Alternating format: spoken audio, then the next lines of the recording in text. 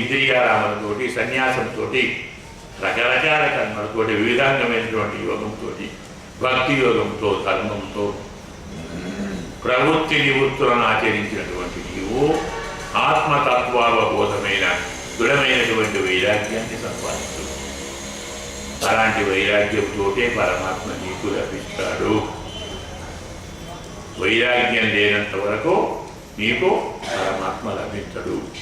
అతడు సగుణుడా నిర్గుణుడా సాకారమా నిరాకారమా ఎందుక చర్చ నీకు? ఆ గొడవ ఎందుకు? నీకు పరమాత్మ కావాలి. పోయినాక తెలుస్తుంది. ఇక్కడ నీకేం తెలియదు. నువ్వు కొట్టాడుకున్నా లాభం లేదు. పరమాత్మను చేరిన తర్వాత ఆయన సగుణుడో నిర్గుణుడో సాకారుడో నిరాకారుడో తెలుస్తుంది. అది నేను వచ్చి నాకు చెప్పలేవు. మళ్ళీ రావు కదా. తొడిన వారికి తెలియదు, పోయిన వారు తిరిగి రారు. కొట్లాడేందుకు మరి పరమాత్మను ధ్యానం చేయి. ఎవరుంటే వాడు దొరుకుతాడు. నేను సాకారాన్ని ప్రార్థిస్తాను, వాడు నిరాకారుడైతే నిరాకారాన్ని వాడు సాకారుడైతే ఎందుకు ఆ కొట్లాడ భగవంతుడు తెలుసుకుంటాను. పరమాత్మను ధ్యానం చేస్తానండి ఆయన ఏమిటారు మనకి ఎందుకు? ఆయన తీసుకొని పోతాడు. పోయినాక సాకారుడైతే నిరాకారుడైనా అప్పుడు నాకు ప్రశ్నే లేదు. అప్పుడు ఈ వాదం లేదు. అప్పుడు ఈ మధ్య వైషమ్యం లేదు. అప్పుడు ఇలాంటి భేదబుద్ధి లేదు. కాబట్టి నీకు ఈ రీతిలో భక్తి యోగం చెప్పాను, జ్ఞానయోగం చెప్పాను, కర్మయోగం చెప్పాను, కాలయోగము చెప్పాను, జీవుడి యొక్క పుట్టుకలు మరణాలు చెప్పాను, సంసారం గురించి చెప్పాను కదా. అన్నీ చెప్పాను. జాగ్రత్తగా విన్నావా? విన్నదానికి ఫలితం నేను చెప్పిన దాన్ని నీవు విన్నదాన్ని దుర్జనులకు బోధించకు. నైతత్ కళాయ ఉపదిశే నా వినీతాయ. వినయం లేని వాడికి చెప్పకు, ఆసక్తి లేని వాడికి చెప్పకు, భిన్న దృష్టి ఉన్నవాడికి చెప్పకు, ధర్మాన్ని ఆచరిస్తున్నట్టు నటిస్తున్న వాడికి చెప్పకు, ఆశ ఉన్నవాడికి చెప్పకు. అలాగే సంసారం ఎందుకు బాగా ఆసక్తి ఉండి ఏ మాట వినడే అలాంటి వాడికి చెప్పకు. భక్తుడు కాని వాడికి చెప్పకు. నా భక్తులను ద్వేషించే వాడికి చెప్పకు. శ్రద్ధ ఉన్నవాడికి, భక్తుడికి, వినయ సంపన్నుడికి, అసూయ లేని వాడికి, సర్వప్రాణుల యందు నన్ను చూసేవాడికి, వారికి అన్ని ప్రాణులను పరమాత్మ రూపంగా చూసేటువంటి వాడికి, అందరినీ ప్రేమించేవాడికి, పెద్దలను సేవించేవాడికి, సంసారం ఎందు విరక్తి ఉన్నటువంటి వారికి, శాంత చిత్తుడికి మాత్రమే ఇలాంటి జ్ఞానాన్ని బోధించు. మాత్సర్యం లేని వాడికి బోధించు, పవిత్రునికి బోధించు, నా మీద ప్రీతి ఉన్నవాడికి ప్రేమించు, అందరికంటే నన్ను ఎక్కువగా ప్రేమించే వాడికి దీన్ని బోధించు. ఇలాంటి సాంఖ్యయోగము విన్నవారు, చెప్పినవారు, చదివినవారు, ధ్యానించిన వారు శ్రద్ధగా ఇవన్నీ చేస్తే పరమాత్మ యొక్క సాలోక్యాన్ని, సామీప్యాన్ని, సాయుధ్యాన్ని వాటిని పొందుతారు. మళ్ళీ ఈ సంసారంలోకి జపం చేస్తే మళ్ళీ జన్మలో పుణ్యం ఉంటుందా అన్నారు కదా. అవకాశం ఉండదు. మళ్ళీ రావద్దని అంటున్నాం కదా. అందువల్ల మళ్ళీ వారు పుట్టారు. ఈ రీతిలో మహానుభావుడు స్వామి ఈ భాగాన్ని చెప్పి ఏవం నిశమ్య కపిలస్య, ఈ రీతిలో కపిల మహర్షి యొక్క బోధను బాగా విని కథమసదయిత ఆ దేవభూతి విశ్రస్త మోహపటల అన్ని మోహాలను తొలగిపోయి కపిలుడికి గురువు కాబట్టి నమస్కారం చేసి స్తోత్రం చేసింది. సకల జగత్తును మాయలో కూర్చేటువంటి మహానుభావ, జడములో లోపల పడుకున్నటువంటి స్వామి, పంచభూతాలను, జ్ఞానేంద్రియాలను, కర్మేంద్రియాలను, బ్రహ్మాండాన్ని సృష్టించినటువంటి మహానుభావ, నీ శరీరంతో వాటికి గుణప్రవాహించినటువంటి మహానుభావ, యజ్ఞవరాహమూర్తిగా భూమిని ఉద్ధరించినటువంటి నీకు నమస్కారము. సకల ప్రపంచాన్ని గుణప్రవాహంతో నీవే విభజించి సృష్టిస్తావు. స్వర్గాదులను నీవే ఆచరింపచేస్తావు. నీవే ఆత్మేశ్వరుడవు. ఊహకంద అంతమైన శక్తుల కలవాడవు. నీవు నా కడుపులో పెరిగావా? నిన్ను నేను మోసి నన్ను నువ్వు మోసావని ఎవరండి గొప్పవారు చెప్తారు మన దశమస్కందంలో. దేవకి గొప్పదా, దేవదేవుడు గొప్పవాడా? ఏం చేద్దాం? వ్యాసుడు చెప్తాడు, సా దేవకి సర్వ జగన్నివాస నివాసభూత. అనంతమైన బ్రహ్మాండములను తన కడుపులో దాచుకున్న పరమాత్మను తన కడుపులో దాచుకున్నది దేవుడు. ఎవరు గొప్పవారండి ఇప్పుడు కదా? అలాంటి నీవు నా జగంలో పుట్టావా? దాన్ని నేను నమ్మాట. యుగాంతంలో మొత్తం ప్రపంచానికి కడుపులో పెట్టుకొని పడపట్సాయి ఉండేటువంటి నీవు నా కడుపులో పుట్టావా? నా కడుపులో పెరిగావా? శరీరాన్ని ప్రధానంగా భావించే వారికి అజ్ఞానం తొలగించి జ్ఞానం కలిగించటానికి, విభూతిని అందించటానికి నీవు వరాహాది అవతారాలలాగా ఈ అవతారాన్ని ఒకటి ఎత్తావు. ఇది కూడా నీకు ఒక అవతారమే స్వామి. నీ నామధేయాలను వింటే చాలు, కీర్తిస్తే చాలు, అధర్మం అంతా తొలగిపోతుంది, పాపమంతా తొలగిపోతుంది. స్వాదోపి సద్య సవనాయ గణపతి. చండాలుడు కూడా చక్కని మాట. స్వాదోపి సద్య సవనాయ గణపతి. చండాలుడు కూడా యజ్ఞము చేసే యోగ్యతను పొందుతాడు. వాడి కులము కాదు కావాల్సింది, వాడి గుణం కావాలి. నువ్వు తలిచాడు, చండాలుడే యజ్ఞం చేస్తాడు. నువ్వు తలవలేదు, బ్రాహ్మణుడు కూడా యజ్ఞం చేయలేడు. స్వాదోపి సద్య పవనాయ సవనాయ కల్పతే కుతా పునస్తే భగవన్ను దర్శనాత్. నీ నామాన్ని తరిస్తేనే స్వర్గానికి మోక్షానికి వెళితే నిన్ను చూసుకుంటూ కూర్చున్న వాడికి ఏమవుతుందండి? ఇంకా చెప్పాలా? నీ పేరు వింటే, నీ పేరు తరిస్తేనే మోక్షం వస్తే, నిన్ను చూస్తే మరి నిన్ను పెంచితే ఇంకేం రావాలి? ఎలాంటి అనుమానం లేదు. అహోబత స్వపచ అతోగరీయాన్యత్యుగ్రవర్తతే రామతుభ్యం. నీ పేరు ఎవరి నారి కొన మీద ఉంటుందో వాడు చండాలుడైనా గొప్పవాడే. అలాంటి వారు అన్ని తపస్సులు చేసిన వారే, అన్ని యజ్ఞములు చేసిన వారే. ఎవరు నీ నామాన్ని తలుస్తారో వాడే బ్రహ్మ, వాడే రుద్రుడు, వాడే ఇంద్రుడు, వాడే మరొకడు. అలాంటి నేను శరణు పొందుతున్నాను. ప్రత్యక్షోతసి ఆత్మని సంవిపాద్యం. ఈ ఆత్మలో నీ ప్రత్యక్షతను స్మరించాలి. నీ తేజస్సుతో సకల గుణ ప్రవాహాన్ని తొలగించిన మహానుభావ వందే విష్ణు కపిలం వేదగర్భం. ఇలాంటి కపిలుండి వేదగర్భునికి నా నమస్కారము. గురువుగారి స్తోత్రం చేయాలి కదా, మరి ఇంత జ్ఞానాన్ని చెప్పాడు కదా మహానుభావుడు. అలాంటి గురువు గారిని దేవగూర్చి నమస్కరించి పరమాత్మ కపిలాఖ్య పరకుమార్ వాచా విక్రవైత్య మాతరం మాతృవత్సర. అది మీద ప్రేముంది కాబట్టి ఆ పిల్లవాడు మన నీకు ఏ మార్గం చెప్పానో ఆ మార్గంతో నీవు చక్కగా దాన్ని ఆచరించి అస్థిరమైనటువంటి శరీరంతో స్థిరమైన మోక్షాన్ని పొందు. నాన్నగారు ఏ మార్గంలో వెళ్ళారో నీవు కూడా అదే మార్గంలో వెళ్ళు.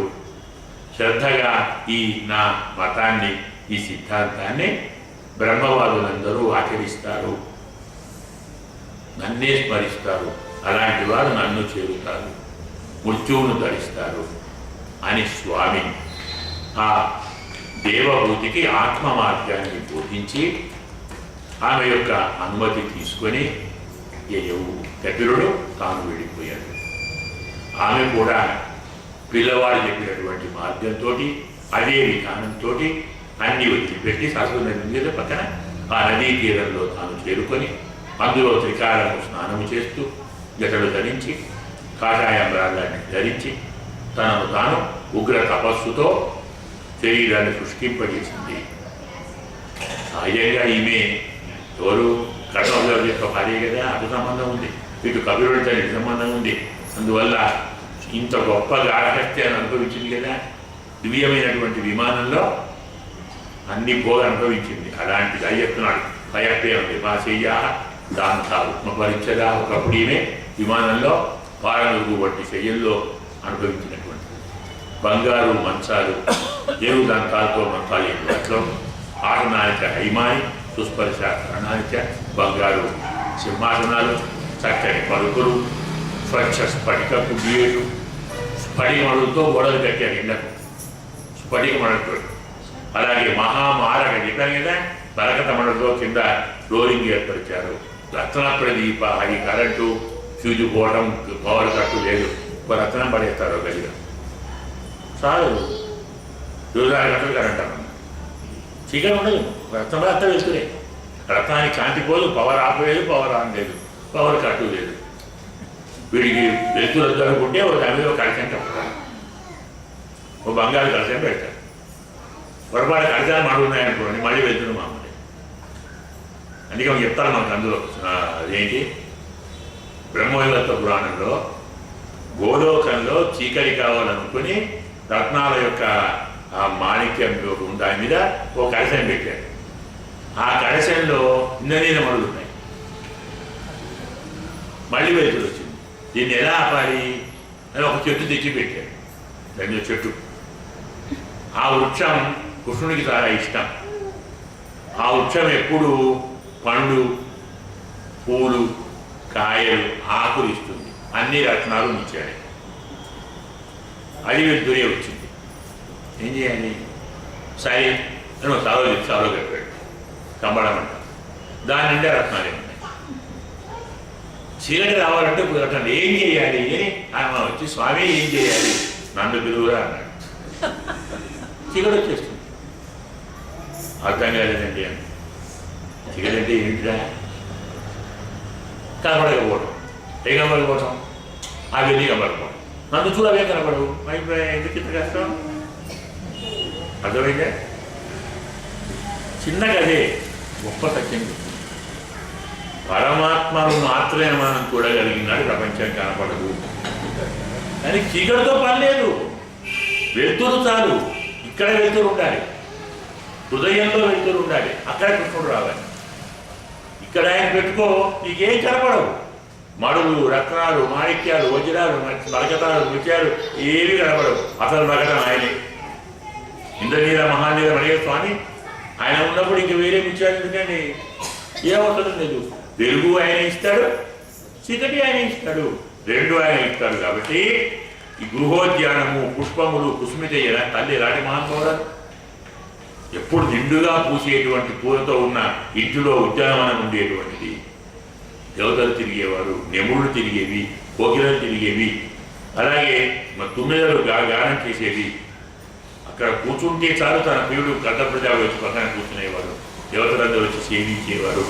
చక్కని బావులు, అందులో కలువలు, అందులో పద్మాలు, అందులో కడ్డముడు ఆమెను లాలించాడు.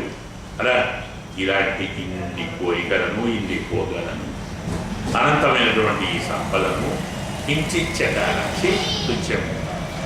ఇది నాకెందుకు అనుకుంటే మనందరికీ. ఇందువల్ల పుత్ర విశ్లేషణ కబురు వెళ్ళిపోయారు కదా. అయ్యో పిల్లవాడు లేకుండా అయిపోయాడు, వాడు లేకుంటే నాకు ఇవెందుకు? పిల్లవాడి విరాణంతో అన్నీ మర్చిపోయింది. అన్నిటినీ వేటిని కోరలే. నవం ప్రవరితే పత్య వసతి అవిరహాతుల. భర్త లేడు, కుమారుడు లేడు. కుమారుడు చెప్పినటువంటి జ్ఞానం ఉంది, తత్వం ఉంది. ఆ తత్వజ్ఞానాన్ని బాగా నడుస్తూ దూడలేని ఆవులాగా పిల్లవాడి కోసం విలపిస్తూ పిల్లవాడినే మరిచింది. చాలు కదా, అదృష్టవంతురాలు. ఎవరు పిల్లవాడు? ఆయనే కదా, మోక్షమే. యశోదమ్మ కృష్ణ కృష్ణ అన్న ఆయనకు మోక్షమే.